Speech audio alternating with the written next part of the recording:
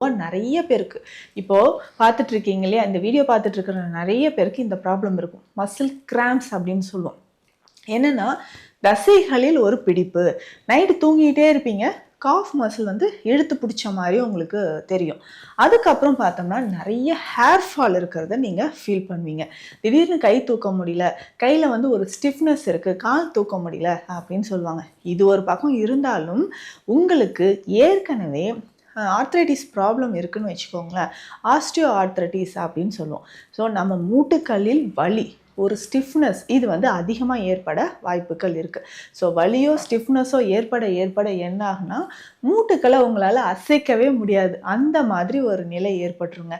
So arthritis இருக்கிறவங்க, முக்கியமாக இந்த ரொமட்டாய்டு ஆர்த்ரைட்டிஸ்ன்னு சொல்கிறோம் இல்லையா, முடக்குவாதம் இருக்கிறவங்களுக்கும் ஜாயின்ஸில் ரொம்ப ஸ்டிஃப்னஸ் வர்றதுக்கு காரணம் அதிகமான குளிர்.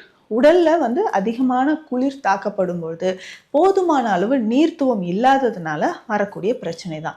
ஸோ குறைந்தது 2 லிட்டர் தண்ணீராவது குடிச்சிக்கோங்க. அடிக்கடி யூரின் போகுதா, பரவாயில்ல, கொஞ்சம் அட்ஜஸ்ட் பண்ணிக்கோங்க. ஆனால் இதனால் பாடி ரொம்ப டீஹைட்ரேட் ஆகிடுச்சுன்னா ஒரு அடுத்து வர 2 மாதங்களில் நமக்கு இன்னும் ரொம்ப ட்ரை ஆகிடும்.